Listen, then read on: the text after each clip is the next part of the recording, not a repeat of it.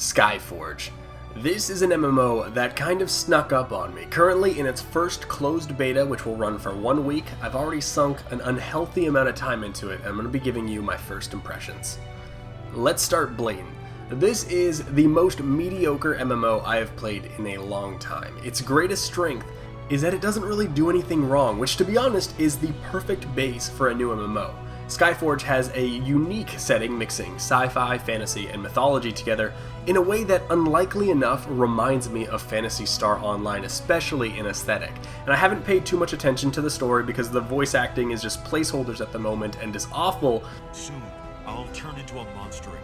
Please, hear me out. But if I start to lose control, run. But something gods, something immortals, something save the world. And the way you're going to go about actually playing the game and saving the world is unique. Unlike other MMOs that have an entire traversable world split into zones, most of Skyforge takes place as selected missions from a centralized hub. Choosing a mission from the holographic globe allows you to choose different types of missions ranging from solo and group dungeons, player versus player matches, and even entire region maps with traditional MMO questing. A main quest line will bring you through many different missions, but the majority of the time you will be running dungeons that scale up in difficulty based on how powerful you are and how many allies you are bringing. The dungeons themselves, though, are very linear, Final Fantasy style corridor type dungeons, but there are a lot of them, and because they scale, you aren't stuck with only 1 or 2 in your level range, which is nice to combat dungeon running fatigue. However, the game makes you run the same dungeons multiple times with different objectives. Luckily, most dungeons take only about 10 to 15 minutes, and there are enough, and the tile sets are plentiful enough that it doesn't feel as bad as it sounds. And of course, as you get further in the game, there are longer style dungeons, and they've even hinted at raid types. Now, I mentioned levels, and this is something else that Skyforge does uniquely. There are no traditional levels. Instead, it uses a system called Prestige, which pulls from many different features in the game to assign you a relative strength level. Prestige unlocks additional features in the game and is a rough estimate on how strong a player is. In practice, it works much like item level from other games, but isn't responsible for player progression like traditional levels or item levels.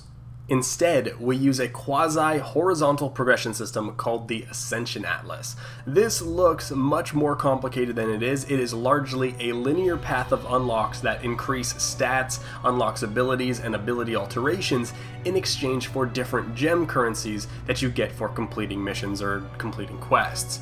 Where this gets interesting is that you have multiple Ascension Atlases. You have your starter atlas that pertains to your specific class, but you will also unlock an Ascension Atlas for your character, which is considerably more complex and less linear and allows you to unlock nodes that will unlock class-wide talents that you can use in different classes, as well as unlocking different classes. And each unlocked class will come with its own atlas to really help you stack up those passive bonuses. Now, that all makes sense once you learn that characters can freely swap between all of your classes unlocked, and this is available at any time unless you're in combat, and while swapping to a fresh class will leave you lacking in the ability department, passive stat bonuses remain to ensure that you aren't quite starting from scratch. On top of those stat increases, the equipment system in the game is very streamlined. 4 rings that are shared regardless of class, and a class-specific weapon and extra slot. Try not to look at the stat list because there are a lot ranging from traditional damage increases or critical strike to stats like Valor, which increase your damage against high HP targets. It can get pretty complicated trying to rank them, thank God I'm not far enough to worry about it, but you're really looking at 4 rings and 2 weapons, right? So 6 pieces of equipment in the entire paper doll set. I think by now you've been able to see my personal favorite part of Skyforge. The interface is fucking gorgeous. It's modern, it's streamlined, intuitive, with the exception, of the worst chat interface I've seen in a long time. The menus are clear, the HUD is minimal, and I think they really scored some points here. Combat, this is a love it or hate it. It's a strange mixture of action combat and tab targeting. The game uses mainstays in action-style MMOs with dashes and aiming and dodging, but also uses targeting and locking on, which after playing as a ranged character is almost a necessity, and especially when playing as the Lightbringer, who is a support character, not to be mistaken for a healer because Skyforge does not include healers. A lot of your beneficial skills cannot be aimed and must be used after targeting a player with the keyboard.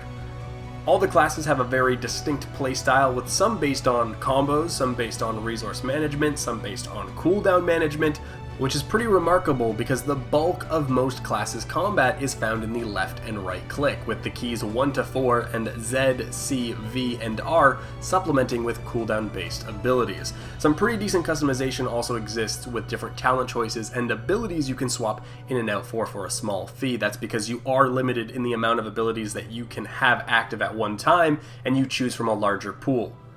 There are some features in the game that I haven't delved into much. I mentioned that I haven't done the raids, and I haven't done the guild or pantheon system that's in the game, and that's sort of the same thing, guild and pantheon, and I'm actually not even sure if it's in the game yet.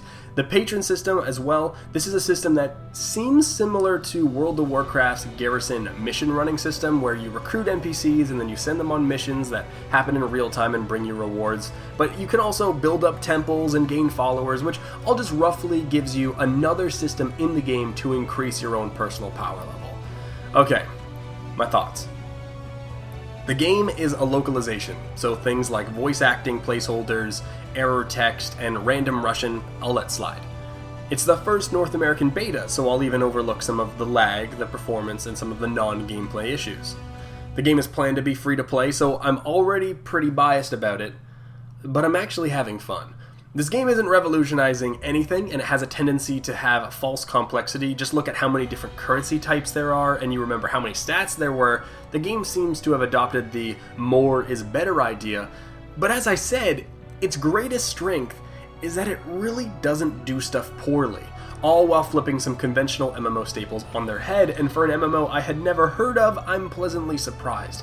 It does just enough that I don't feel like I'm just grinding up through another theme park MMO, even though I'm just grinding up through another theme park MMO. The aesthetic is really fucking rad to me, and the game looks beautiful. I love the animations, I love the UI, the combat's alright, and if I wasn't given access to the beta for free, I probably would have bought in. So that's an overview of the game, that's my first impressions. I'll be playing more this week. If you want to see something specific, let me know. Until next time, this is Fevir.